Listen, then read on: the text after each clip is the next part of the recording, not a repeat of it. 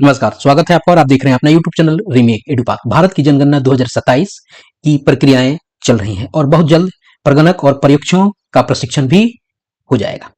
आपको जानकारी होगी कि जनगणना जो है आपकी बार डिजिटल होगी और डिजिटल होगी तो वो एक ऐप के माध्यम से होगी जिसका नाम है HLO। अब इस वीडियो के माध्यम से उस HLO ऐप की संक्षिप्त जानकारी हम लेंगे, वो अनिवार्य जानकारी जो प्रगणक और पर्यवेक्षक को जरूरी है। ऐप में अगर आपने यह गलती कर दी यानी यह नहीं किया तो बहुत बड़ी समस्या हो जाएगी। वो कौन सा काम है? तो चलिए वीडियो को शुरू करते हैं और वीडियो को शुरू करने से पहले आपसे आग्रह करेंगे, पहली बार चैनल पे हैं तो चैनल को सब्सक्राइब कीजिए, कंटेंट पसंद आता है तो लाइक शेयर जरूर करें। चलिए देखते हैं HLO मोबाइल ऐप की संक्षिप्त जानकारी और इसकी अवधारणा। महत्वपूर्ण क्या है? HLO ऐप एक सुविधापूर्ण मोबाइल ऐप है जिसके द्वारा प्रगणक फील्ड से प्राप्त डाटा को ऐप पर एंट्री करते हैं। किससे? HLO ऐप से। इस डाटा को सिंक किए जाने पर यह सेंट्रल सर्वर में परिलक्षित होने लगता है और आंकड़ों के डिजिटल संग्रह से जनगणना डाटा रिलीज किए जाने में लगने वाला समय बहुत कम हो जाता है, यानी इससे काम आपको जल्दी होगा। पर्यवेक्षकों के लिए मोबाइल ऐप का पृथक मॉड्यूल, इसी पर प्रगणक के लिए एक अलग मॉड्यूल है, इसी पर आपको पर्यवेक्षक के लिए भी अलग मॉड्यूल है और उसके द्वारा पर्यवेक्षक प्रगणक द्वारा भरे गए विवरण देख सकते हैं एवं आवश्यकता होने पर एंट्री में रिमार्क दे सकते हैं, यानी उसको लौटा सकते हैं रिमार्क के साथ कि इसमें आप ये सुधार कीजिए। किसको? प्रगणक को। और प्रगणक क्या करेगा? जो भी फील्ड से उसको डाटा प्राप्त होगा उसकी वो ऐप में एंट्री करेगा, कोई कागजी कार्रवाई नहीं होनी है। अब देखिए, जब यह जानकारी यह लेनी जरूरी है कि जब पर्यवेक्षक रिमार्क देगा तो रिमार्क दे जाने की स्थिति में प्रगणक को SMS अलर्ट प्राप्त होगा, यानी जो मोबाइल नंबर उसने उस ऐप में प्रगणक ने आपको रजिस्टर कराया होगा उस पे आपको SMS प्राप्त होगा और मैं आपको बताऊंगा कि किस आईडी से उसको SMS प्राप्त होगा।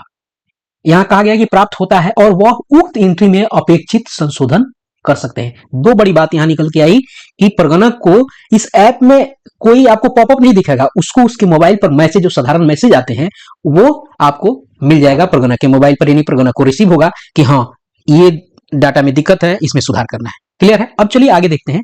HLO प्रगणक ऐप में एंट्री करने, एंट्री को सुधारने, सिंक की गई एंट्री को सुधारने, कार्य पूर्ण करके हस्ताक्षर करने जैसे प्रावधान उपलब्ध है। इसमें क्या होगा? एंट्री करना, उसको सुधारना, जब उसको सिंक कर दिया गया उसके बाद भी सर्वर पे सिंक कर दिया गया उसको भी सुधारने की व्यवस्था है इसमें। कार्य पूर्ण करने के बाद हस्ताक्षर करने का जैसा प्रावधान है।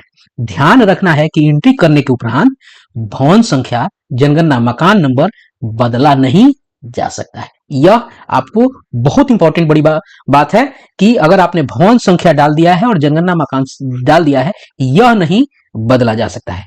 त्रुटि की स्थिति में एंट्री को पूर्ण रूप से डिलीट किया जा सकता है, यानी अगर कोई त्रुटि होगी तो पूरी रूप से डिलीट आपको करना होगा। अब जानते हैं कि इसके फीचर्स आपको क्या क्या है। तो फीचर्स की अगर बात की जाए तो फीचर्स में अगर देखा जाए तो BYOD यानी ब्रिंग योर ऑन डिवाइस, यानी आपको अपने मोबाइल से ये पूरा का पूरा काम करना होगा। स्पष्ट हो गया? उसके बाद है iOS पर का मिनिमम वर्जन जो होना चाहिए वो 15 होना चाहिए। एंड्रॉयड का मिनिमम वर्जन 11, अब इसके बारे में कहा जा रहा है कि यह 12 आपको होना चाहिए। स्पष्ट हो गया? अब आगे अगर हम बात करते हैं, रैम की मिनिमम 4 GB होनी चाहिए, स्टोरेज आपको 8 GB होनी चाहिए और इंटरनेट की आवश्यकता सिर्फ सिंक करने के समय है। और समय अगर आपका रजिस्ट्रेशन हो गया है, आपने रजिस्टर्ड कर लिया है तो आपको इंटरनेट की जरूरत नहीं पड़ेगी। स्पष्ट हो गया? चलिए हम आगे बढ़ते हैं और देखते हैं कि क्या है। और महत्वपूर्ण में और क्या, मोबाइल खोने या खराब होने की स्थिति में अगर आपका मोबाइल खो जाता है और खराब हो जाता है तब क्या कहा जाएगा? तो वहां है उस स्थिति में दूसरी डिवाइस पर लॉगिन करने एवं पहले वाले डिवाइस को डी रजिस्टर करने का प्रावधान है अगर खो जाता है, परंतु बिना कारण एवं बार बार डिवाइस बदलना अनुशंसित नहीं है। ध्यान रखिएगा, अगर चोरी हो जाता है उसके लिए आपको केस करना पड़ेगा, इन सब चीजों को आपको जानना पड़ेगा। स्पष्ट हो गया? अब चलिए कुछ और दूसरी चीजों को जानते हैं। अब आपको क्या जानना है यहां कि ध्यान रखें ऐप हिंदी भाषा में मौजूद है। 2 एंट्री जहां टेक्स्ट लिखा जाना है, मुखिया का नाम, जनगणना मकान का उपयोग भरे जाने वाले हेतु हिंदी कीबोर्ड उपलब्ध है। ध्यान रखें डिवाइस चुनी गई भाषा के साथ रजिस्टर हो जाता है और एक बार रजिस्टर करते समय चुनी गई भाषा को ऐप इंस्टॉल करके फिर से इंस्टॉल करने पर या लॉग आउट करने पर बदला नहीं जा सकता है। डिवाइस बदलने पर भाषा परिवर्तित नहीं होता है। यहां बड़ी बात आपको क्या देखना है, बड़ी बात आपको यह देखना है कि आपको अपने मोबाइल का जो लैंग्वेज है वो सेम रखना है। सेम क्या रखना है, अब सेम बात तो आ गई।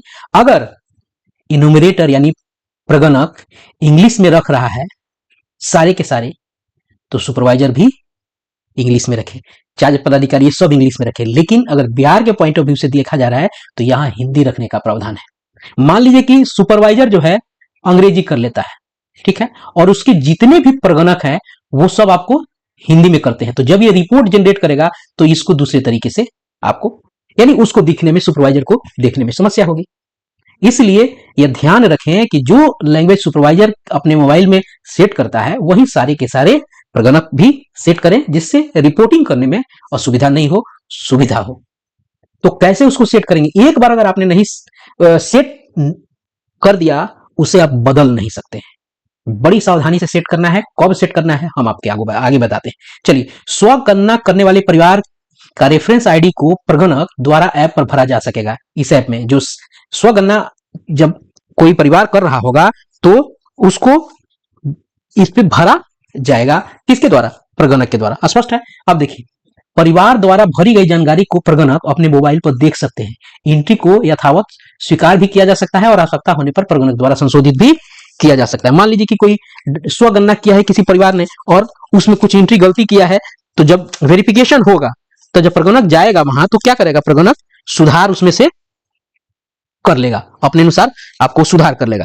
स्पष्ट है? अब चलिए जानते हैं, किसी भी प्रकार के डाटा लॉस से बचने के लिए प्रत्येक 5-6 परिवार की गणना के उपरांत एंट्री को सिंक आपको जरूर करना है। ये इंपॉर्टेंट चीजें आपको है। आप ये जो ऐप है इससे इंपॉर्टेंट बात, महत्वपूर्ण बात, रजिस्टर करने के उपरांत ऐप के साथ SC/ST लिस्ट, ऐप मैनुअल और HLB का मानचित्र PDF के रूप में उपलब्ध हो जाता है। जैसे आप ऐप इंस्टॉल करते हैं तो SC/ST जो उसका लिस्ट, मैंने SC/ST कौन कौन सी जातियां आती है उसका लिस्ट, ऐप का मैनुअल और HLB का हाउस लिस्टिंग ब्लॉक का मानचित्र PDF के रूप में आपको उपलब्ध हो जाता है। और कहां से डाउनलोड होगा ये हम आपको आगे बताएंगे, जिसे प्रगणक डाउनलोड कर सकते हैं। और इसके साथ उक्त HLB की AC संदर्भ संख्या भी लिंक हो जाती है। AC माने सेल्फ एनुमरेशन यानी स्वगणना। यदि AC ID डाउनलोड हुई के स्थान में शून्य है, यानी मान लीजिए सेल्फ गणना किसी ने किया है, माने सेल्फ एनुमरेशन किया है, स्वगणना किसी का वहां आपके आईडी पर जीरो दिखा रहा है, इसका मतलब उसने नहीं किया है, शून्य है। जबकि HLB में परिवारों में स्वगणना की है। यह एक बात कही गई है कि यदि SID डाउनलोड हुई और हुई के स्थान पर शून्य है, जबकि HLB में परिवारों की स्वगणना की है, तो ऐप को रिफ्रेश करें। आपको आपका HLB जब आप डाउनलोड कीजिएगा उसमें बताएगा कि ये फलाना फलाना जगह इस आईडी पर, आपको इस लोकेशन पर, चूंकि गूगल मैप से वो टैग रहेगा के घर पे सेल्फ एनुमरेशन हुआ है। लेकिन जब आप डाउनलोड करेंगे आपको आपके पैनल पे दिखेगा जीरो, तो क्या करना होगा? आपको रिफ्रेश करना होगा। ये कहां रिफ्रेश करेंगे सब आगे बताएंगे। यदि AC संदर्भ संख्या दर्ज करने के बाद भी परिवार द्वारा भरा गया विवरण प्रदर्शित नहीं होता है तो प्रगणक द्वारा परिवार हेतु प्रश्न से 1 से 34 भरे, यानी पूरी प्रश्न को आपको भरना होगा। ठीक है, 1 से 34 आप करेंगे, प्रश्न तो 33 है, एक होता है एक लाइन नंबर होता है, उसको मिला के 34 हो जाते हैं। चलिए आगे देखते हैं। इस वीडियो में हम जानेंगे कि इंस्टॉल करना, उसकी आवश्यक शर्तें, मोबाइल ऐप की उसकी विशेषता, डेटा दर्ज करना, सबमिट करना, अन्य उपयोगी जानकारी और आपके सुझाव होंगे तो कमेंट बॉक्स में आप जरूर देंगे, और क्या हम सुझाव देंगे ये बताएंगे। अब देखिए, इंस्टॉल करना और के पहले की पूर्व की जानकारी अभी हमने बता दिया। स्मार्ट मोबाइल डिवाइस में निम्नलिखित विशेषताएं होनी चाहिए। iOS में 15, एंड्रॉइड में 11 से प्लस, अब इसको 12 माना जा रहा है। कम से कम 4 GB RAM, 8 GB storage, map देखने के लिए PDF व्यूअर आपको होना चाहिए मोबाइल में। अब देखिए इसको, अब देखिए HLO मोबाइल ऐप जो है इसको आप कैसे कर सकते हैं? सेंसस 2027 हाउस लिस्टिंग नाम से, यानी जनगणना हिंदी में लिखा हुआ है तो सेंसस 2027 हाउस लिस्टिंग करके नाम से एंड्रॉइड और iOS दोनों के लिए उपलब्ध है। ठीक है, एंड्रॉइड के लिए प्ले स्टोर से सीधे डाउनलोड किया जा सकता है और iOS के लिए इस लिंक को एक्सेस दिया गया है, आप उसके ऐप स्टोर से जाके कर सकते हैं। दोनों स्टोर के लिए लिंक CMMS पोर्टल पर, CMMS पोर्टल जो है उसका है, बनाया गया है इस पूरे जनगणना के लिए, तो इस CMMS पोर्टल से आप जाके उसको कर सकते हैं। अब आप बात आती है कि CMMS का क्या मतलब होता है? Census management and monitoring system इसको कहा जाता है। ठीक है, उसके वेबसाइट के होम पेज पे उपलब्ध कराए जाएंगे, ध्यान रखिएगा। ऐप को केवल ORGI यानी भारत के रजिस्ट्रार जनरल कार्यालय से ही, office of registrar general of India के कार्यालय के आधिकारिक डेवलपर्ड अकाउंट से ही डाउनलोड करें। ठीक है, सब उसके बाद महत्वपूर्ण बात कहां से डाउनलोड करनी है बताई गई है, CMS के पोर्टल से आप कर सकते हैं।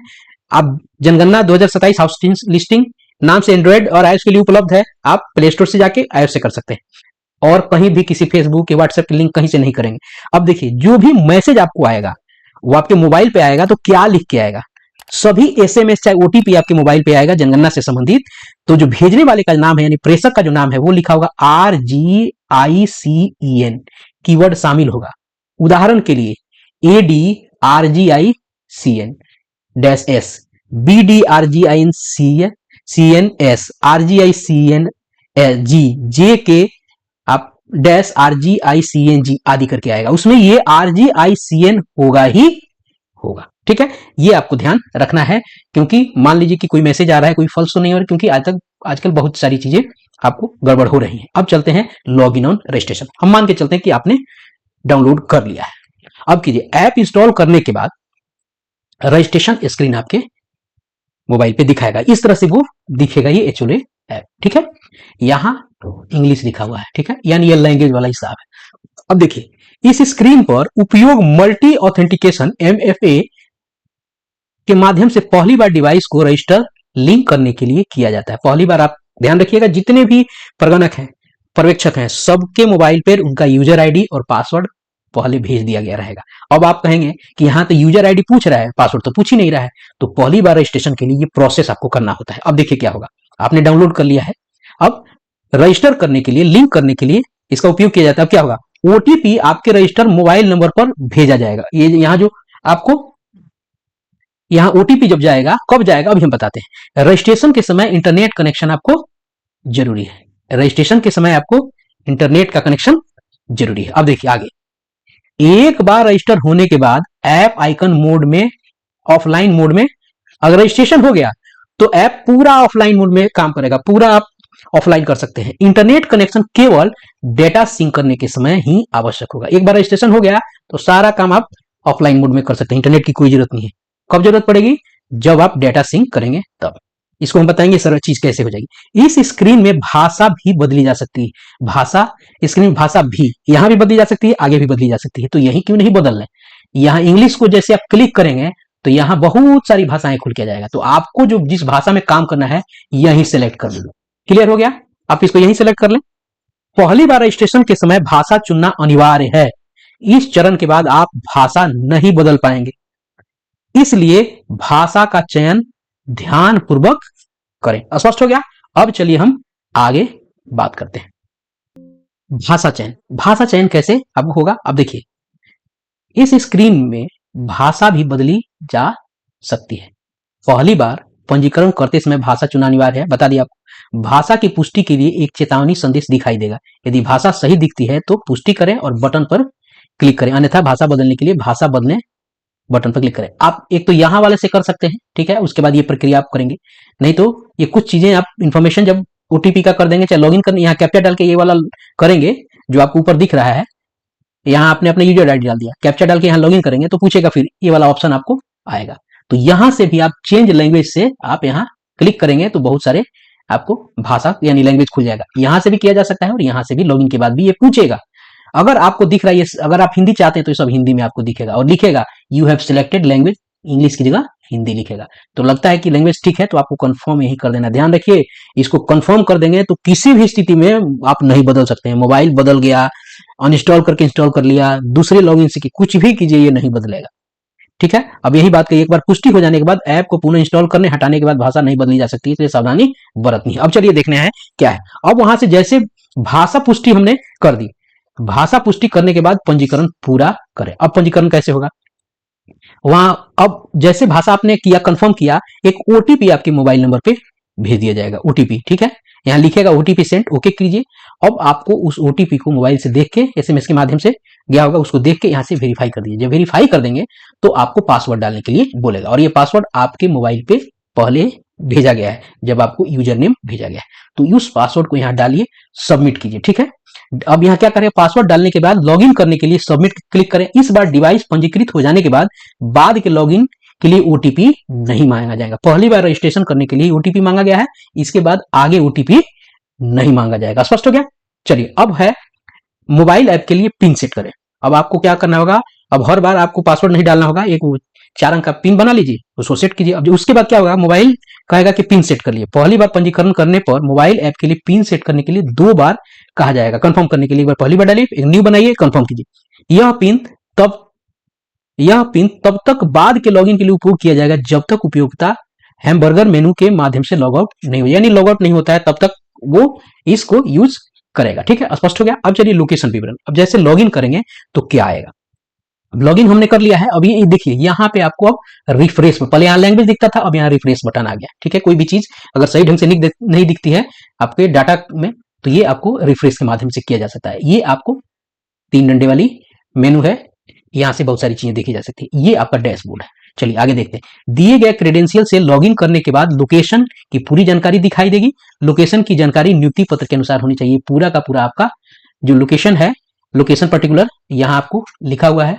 ठीक है, लेआउट मानचित्र के अनुसार अपेक्षित भवनों और जनगणना घरों की संख्या दर्ज करें। आपको जो लेआउट मिला होगा उसके अनुसार एक्सपेक्टेड जो आपने जो लेआउट तैयार किया होगा, नजरी नक्शा जो आपने तैयार किया है उसमें कितना भवन है, कितना मकान है, एक्सपेक्टेड है, संभावित है, इसको आप बदल सकते हैं। ठीक है, इस संख्या का उपयोग एचएलबी के कार्य की पूर्णता की जांच के लिए किया जाता है। यह संख्या हमेशा संपादन योग्य है और इसे कभी भी बदला जा सकता है। और जब लास्ट हो जाएगा तो फाइनल सबमिट करने के समय आप एकदम जितना भवन है एग्जैक्ट उतना और जितना मकान है उतना आप डाल के तब इसको कंप्लीट कीजिएगा। ठीक, अभी तो टेंटेटिव डाल देते हैं एक अनुमान के रूप में। ठीक है, अगर आगे देखते हैं, यदि एचएलबी आवंटन और एसी आईडी में कोई परिवर्तन हुआ तो उपयोगकर्ता रिफ्रेश बटन पर क्लिक करेंगे। क्या कर रहा है, एचएलबी जो आपको आवंटन हुआ है और या एसी आईडी में कोई परिवर्तन हुआ है तो आपको क्या करेंगे, ये रिफ्रेश बटन पे क्लिक करेंगे। मान लीजिए कुछ एचएलबी आपको कोई और मिला, एचएलबी आपको ये रहा, पूरी डिटेल आपको यहाँ है, state, district, sub division, town, ward, house listing, block कौन सा है, ये सब आपको ब्लॉक नंबर आपको यहाँ दिख जाएगा। स्पष्ट हो गया? चलिए आगे देखते हैं क्या है। अब लोकेशन विवरण के बारे में थोड़ा सा जानकारी ले लेंगे। एचएलओ कार्य शुरू होने की तारीख को सभी गणनाकर्ताओं को एसीआईडी डाउनलोड करने के लिए रिफ्रेश बटन पर क्लिक करना चाहिए। जब आप गणना शुरू करेंगे पहले तो आप घूमेंगे, देखेंगे कि क्या आपका ब्लॉक है, आपका काम यही है, पूरा अवलोकन कर लेंगे। उसके बाद कहाँ कहाँ कैसे है, उसके बाद सभी भवन पर नंबरिंग कर देंगे। उसके बाद आप नजरी नक्शा बनाएंगे तो आपके पास आ जाएगा कि कितने भवन है और उस भवन में कितने मकान है, इसकी संख्या आपके पास आ जाएगी और वो संख्या आप यहां डाल देंगे। उसके बाद आप संख्या डालेंगे तो आपको ऐप पे काम करना होगा। ऐप पे काम करना जब शुरू करेंगे तो इस पे शुरू जब करेंगे तो रिफ्रेश जरूर करेंगे, यानी पूरी डाटा सर्वर से उसको मिल जाएगी। इसके लिए एचएलओ ऐप में एक पॉपअप भी दिखाई देगा। ठीक है, चलिए क्या कह रहा है कि तारीख होने को सभी जनगणनाकर्ताओं को यानी गणनाकर्ताओं को एसआईडी डाउनलोड करने के लिए रिफ्रेश बटन पर एसआईडी एसीआईडी क्या है, सेल्फ एनुमरेशन है, स्व गणना से अगर किसी ने किया होगा इसके लिए आपको पॉपअप भी मिलेगा, रिफ्रेश भी आपको कर लेना है। अब देखिए यहाँ जो दिया गया स्क्रीन शॉट जो है या स्क्रीन जो है लॉगिन करने के बाद दिखाई देने वाला पहली स्क्रीन है। जब आप लॉगिन कर लीजिएगा तो दिखाई देने वाला ये पहला स्क्रीन है। स्पष्ट हो गया है? यहाँ कहा गया है कि और इसमें आपके एचएलबी का पूरा विवरण है जो बताया मैंने ये सारी चीजें। उसके बाद यदि गणनाकर्ता को एक से अधिक एचएलबी आवंटित की गई है तो पृष्ठ के शीर्ष पर के अंतर्गत स्थान विवरण एचएलबी चयनित एचएलबी कुल एचएलबी के रूप में एचएलबी की संख्या दिखाएगी, जैसे 1/1 1/2 कहाँ होगा, यहाँ होगा। ये सिलेक्टेड एचएलबी में है ना, आपको यहाँ एक मेनू है, ड्रॉप डाउन मेनू। कैसे चयन करेंगे, यहाँ लिखा हुआ गणनाकर्ता ड्रॉप डाउन सूची में चयन कर सकते हैं। मान लो आपको एक एचएलबी के अलावा के अतिरिक्त दूसरा एचएलबी भी आपको अलॉट है तो आप यहाँ से इस एचएलबी को यूज कर सकते हैं, फिर यहाँ से दाब के दूसरे एचएलबी पे हम आप जा सकते हैं। ठीक है, गणनाकर्ता को नीचे दिए गए फील्ड लेआउट मानचित्र के अनुसार भरना है। जो ये चीजें हैं नीचे जो ये दिया गया है अभी मैंने बताया, इसको कैसे आपको बिल्डिंग नंबर, सेंसस नंबर भरना है। आप मानचित्र जो यानी जो नजरी नक्शा बनाते हैं और नजरी नक्शा कैसे बनाते हैं इस यूट्यूब चैनल के आपको प्लेलिस्ट में पड़ा हुआ है, जाके जरूर देख लें। अब प्रश्नावली भरना शुरू करने के लिए हाउस लिस्टिंग संचालन बटन का क्लिक करेंगे। अब आगे पूरे क्वेश्चन आंसर जो 33 क्वेश्चन आंसर आपको देने हैं, आपको ये यहां से अब कौन सा क्लिक करना होगा, ये क्लिक करना होगा। ये आपका रजिस्ट्रेशन प्रोसेस आपने यहां देखा। अब कुछ चीजें हैं, अब देखिए हैम बर्गर मेनू, अभी कुछ देर पहले ये आपको दिखा होगा। तब तक पिन काम करेगा जब तक आप इस हैम बर्गर मेनू के माध्यम से यहां से लॉग आउट नहीं होते। अब लॉग आउट हो जाइएगा तो लॉग इन कीजिएगा तो फिर आपको पासवर्ड वहां डालना पड़ेगा। ठीक है, अब देखिए अन्यथा की स्थिति में पिन वो काम करता रहे। ऐप में लॉग इन करने के बाद उपयोगकर्ताओं को अन्य संबंधित विकल्पों के लिए ऊपरी बाएं कोने में नेविगेशन ड्रॉअर मिलेगा। यहाँ नेविगेशन ड्रॉवर का कहाँ किसको कहते हैं, ये है आपको नेविगेशन ड्रॉवर। ये 3 डंडी जो होती है ना, यही है। इस पे जब क्लिक करेंगे, जैसे क्लिक करेंगे यहाँ पे, तो ये आपको ये खुल के ये वाला आएगा। देखिए इसमें कौन कौन सी चीजें आपको आ गया, आप किस रोल में है, ACID डाउनलोड कितने आपको सेल्फ एनुमरेशन जो इनोमरेशन हुआ है, कितने लोगों ने स्वगणना किया है, उसका आपको डिटेल यहाँ मिल जाएगा। एक PDF डाउनलोड हो जाएगी। पासवर्ड चेंज कर सकते हैं, इस पूरे ऐप के बारे में जानकारी मिल सकती है, HLB का मैप यहाँ से मिल सकता है। कुछ मदद लेनी है तो उससे संबंधित कुछ जानकारी यहाँ उपलब्ध है आपको हेल्प मेनू से। उसके अलावा आप चाहते हैं यहाँ से लॉग आउट करना तो लॉग आउट करें। ध्यान रखिए रिफ्रेश बटन करके अगर मान लीजिए कि डाउनलोड किया गया ACID आपके इन्यूमरेटर के मोबाइल में डाउनलोड किए गए ACID से संख्या दिखाई नहीं देता है, तो यहाँ क्या हुआ, ये रिफ्रेश वाला पे आप कर सकते हैं, ठीक है। और फॉरगेट पासवर्ड, अब ये फॉरगेट पासवर्ड वाला काम अगर होगा तो कैसे होगा, पंजीकरण पृष्ठ पर पासवर्ड भूल गए का लिंक भी दिया गया है, ठीक है।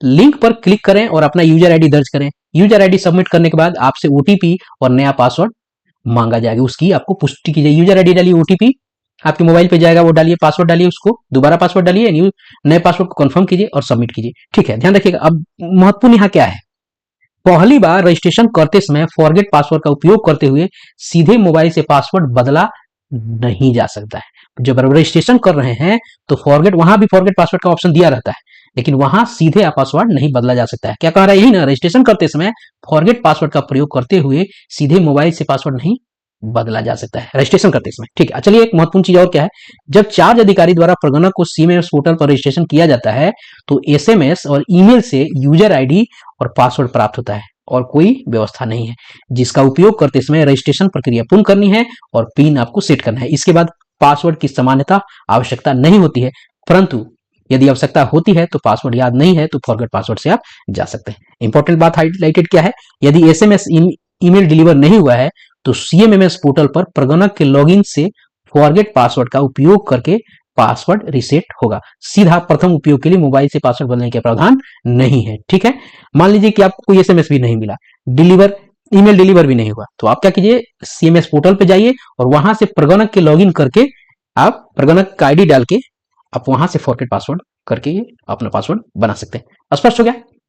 पासवर्ड बदलने की व्यवस्था हम लोग ने जान ली। पासवर्ड बदलना, यदि उपयोगकर्ता पासवर्ड बदलना चाहता है तो यहाँ मेनू जो दिया गया था जहां चेंज में, वहीं पे आएगा, अपना यूजर आईडी है, ये है, नया पुराना पासवर्ड डालेगा और नया पासवर्ड डालेगा और चेंज पासवर्ड यहां से कर देगा। स्पष्ट हो गया। अब लॉगिन हो गया है तो जो उसको दिखेगा क्या, इस तरह से ये सारी चीजें आपको दिखेगा।